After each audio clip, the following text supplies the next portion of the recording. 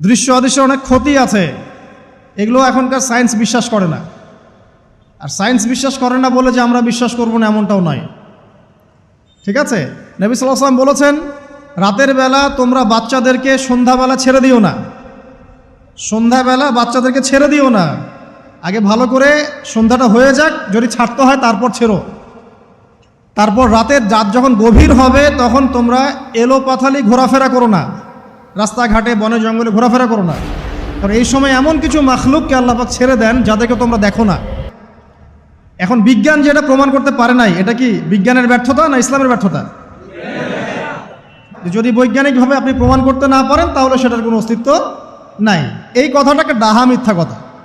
যদি মুমিন হতে চান তাহলে এই কথার উপরে এসে ইসলাম কবুল করতে হবে। যদি মুমিন মুসলিম হতে চান এই কনসেপ্টটার ঊর্ধ্বে এসে ইসলাম কবুল করতে হবে। আল্লাহ রব্বুল আলামিন এবং তার রাসূল যা বলেছেন সেটাই চূড়ান্ত সত্য, সেটা আমরা প্রমাণ করতে পারি বা না পারি, এটাকে অন্ধভাবেই বিশ্বাস করতে হবে। এটাই হচ্ছে একটা মৌলবাদী কনসেপ্ট। আর এভাবে ইসলামের মৌলিক বিষয়গুলোকে না মানলে কেউ মুসলিমই হবে না। কথা কি বুঝতে পারছেন? আচ্ছা, তিনি বলছেন রাতের বেলা এমন কিছু মাখলুক বের হয় যাদেরকে তোমরা দেখো না। দুষ্ট জিন বের হয়। কি বের হয়? জিন জাতি নাই পৃথিবীতে? আল্লাহ পাক সূরা জিন নামে একটা গোটা সূরা নাজিল করেছেন, করেন নাই? হাফেজ আছে না এখানে মানুষ? কুলু হিয়া ইলাইয়া আন্নাহু ইসতামা নাফারুম মিনাল জিন্নি ওয়া ক্বালু ইন্না সামি'না কুরআনান আজাবা। জিনদের একটা দল কোরআন শুনে বলেছিল যে আমরা অদ্ভুত আজব একটা কোরআন শুনেছি। তারপর তারা গিয়ে তাদের কওমের কাছে ইসলামের দাওয়াত দেয়, ওই কওম ইসলাম কবুল করে।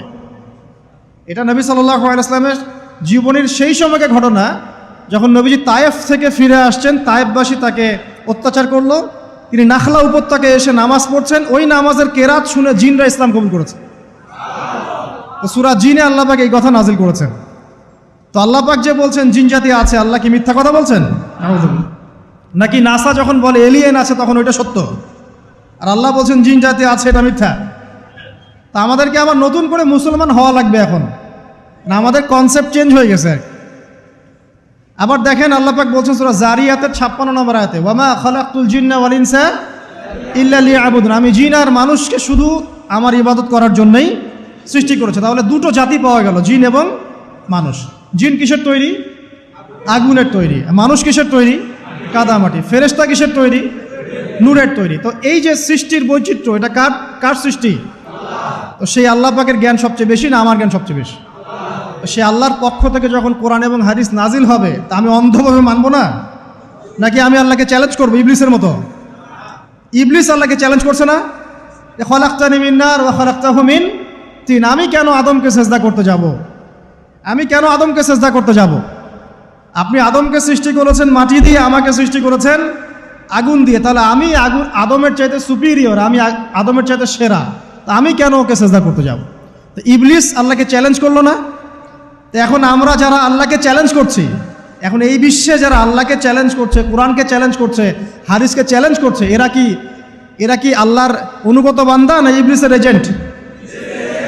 এরা এই চ্যালেঞ্জিং ফিলোসফিটা পেল কোথা থেকে? ওই ইবলিস থেকে। ইবলিস থেকে এই ফিলোসফি এসেছে।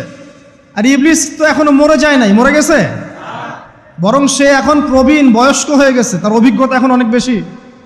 তার অভিজ্ঞতা কি বেশি? দেখবেন ইবলিস সবার আগে আদম সন্তানের গা থেকে কাপড় খুলে ফেলেছিল, জানেন? আপনাকে দেখাচ্ছি, সূরা আরাফ পড়েন। সূরা আরাফের মধ্যে আল্লাহ পাক বলছেন, ইয়া বানি আদম, হে আদম সন্তান, লা ইয়াফতিনান্নাকুমুশ শাইতান, হে আদমের সন্তানরা তোমরা শুনে রাখো, শয়তান ইবলিস যেন তোমাদেরকে ফিতনায় ফেলতে না পারে। কে বলছেন? আল্লাহ। কিরকম ফিতনা?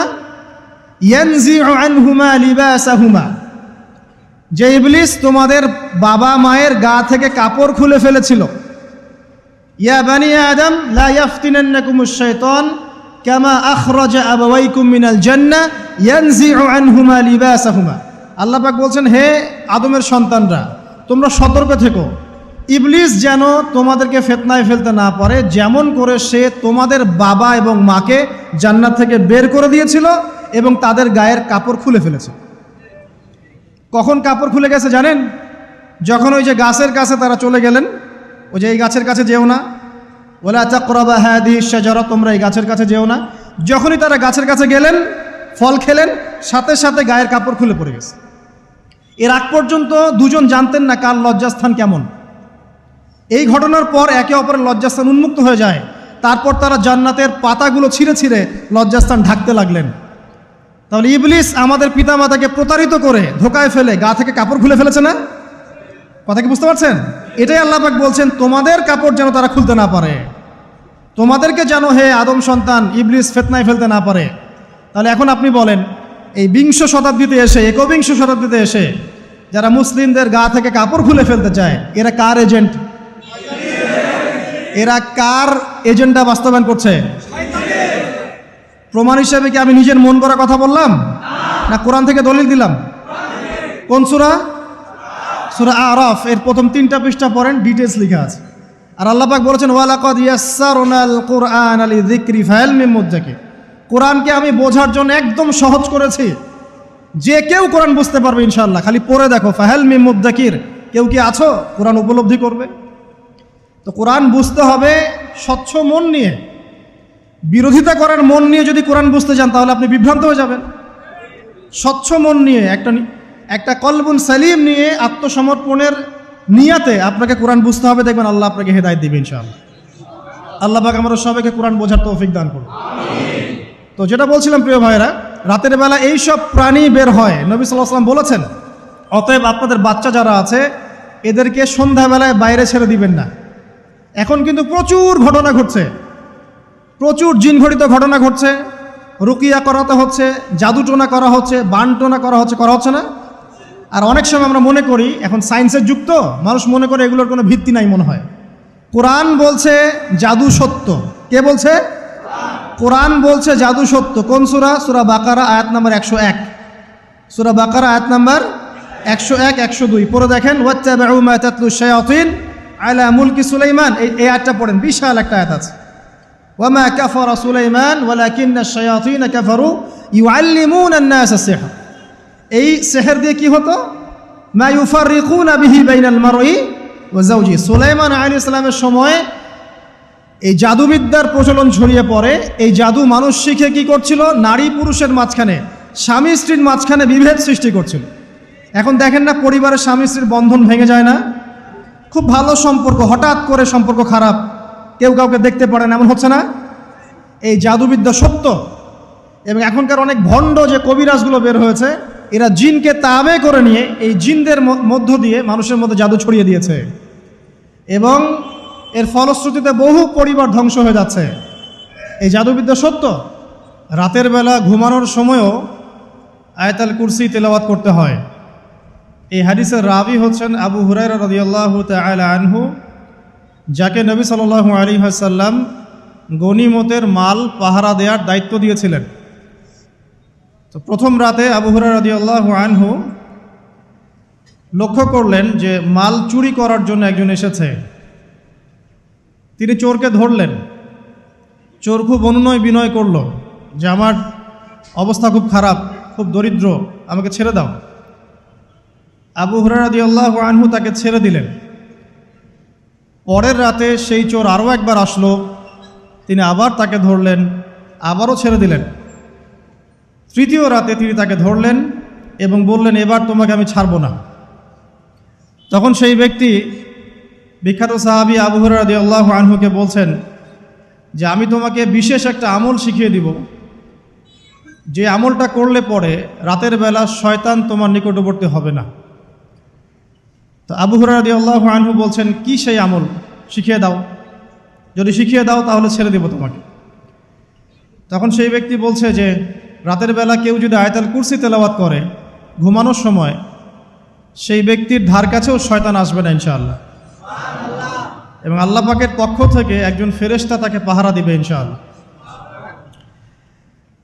তো রাসূলুল্লাহ সাল্লাল্লাহু আলাইহি ওয়াসাল্লাম পরের দিন ফজরের নামাজে আবু হুরায়রা রাদিয়াল্লাহু আনহুকে দেখে মুচকি মুচকি হাসছেন যে তোমার রাতের সাথীর কি খবর?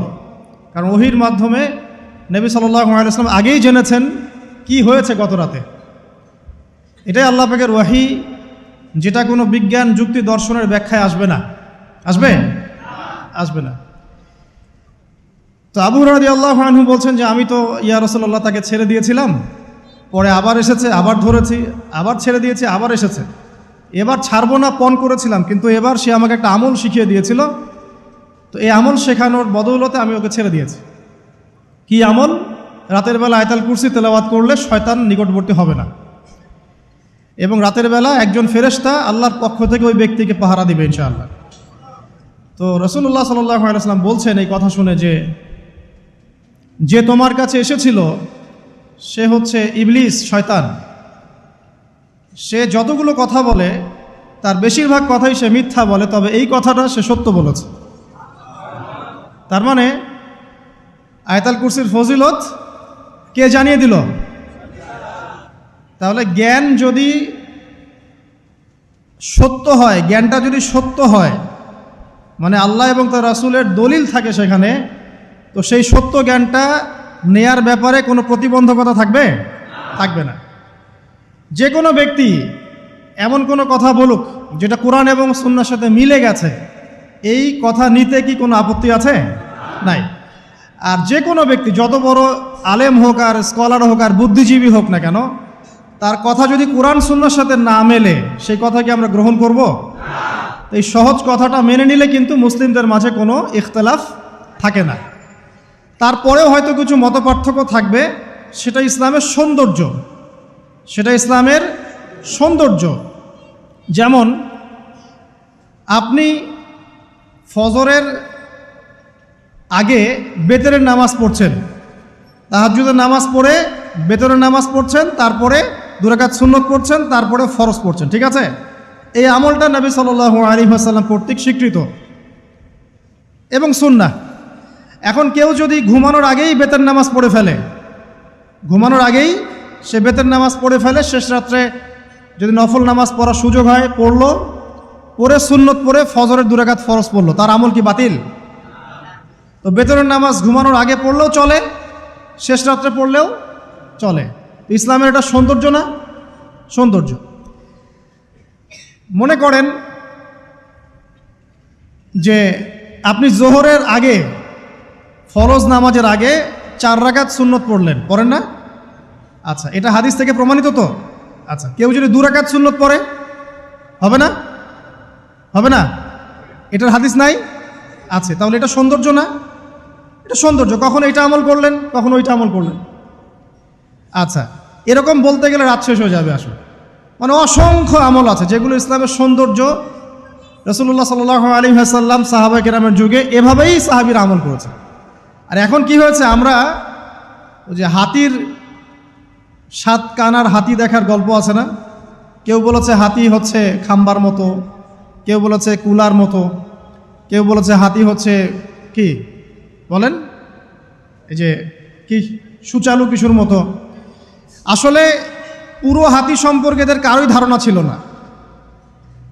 আমাদের সমস্যা হচ্ছে আমরা ইসলামের অংশ বিশেষকে ফলো করি, এর বাইরে কিছু পেলে আমরা মনে করি সেটা আর ইসলামে নাই। তাই হয় না?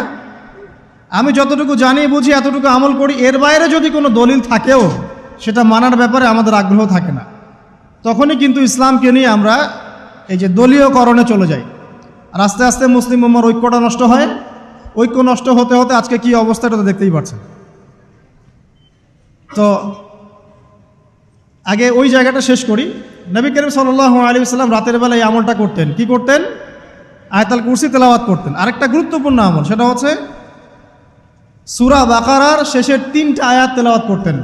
কয়টা আয়াত? কোন কোন হাদিসে আছে 2টা আয়াত। এই যে 3টা আয়াত কোন হাদিসে, আবার কোন হাদিসে 2টা আয়াত। কেউ যদি 2টা পড়ে তার আমল কি বাতিল হবে? আর যদি কেউ 3টা পড়ে আরও ভালো, উত্তম। ঠিক আছে, তো শেষের 3টা আয়াত হচ্ছে লিল্লাহি মা ফিস সামাওয়াতি, এখান থেকে নিয়ে ফানসুরনা আলাল কওমিল কাফিরিন পর্যন্ত। নবী সাল্লাল্লাহু আলাইহি ওয়াসাল্লাম বলেছেন রাতের বেলা কেউ যদি এই আমলটুকু করে, শুধু এতটুকুই পড়ে, সূরা বাকারার শেষের 3টা আয়াত বা 2টো আয়াত, সারা রাতের জন্য যথেষ্ট হয়ে যাবে ইনশাআল্লাহ। মানে সারা রাত নফল পড়লে যে নেকি হইতো, আপনার এই আমলটা করলে সে নেকি হয়ে যাবে ইনশাআল্লাহ। এবং আরেকটা ব্যাখ্যা হচ্ছে সারা রাতের দৃশ্য অদৃশ্যের যে ক্ষতি আছে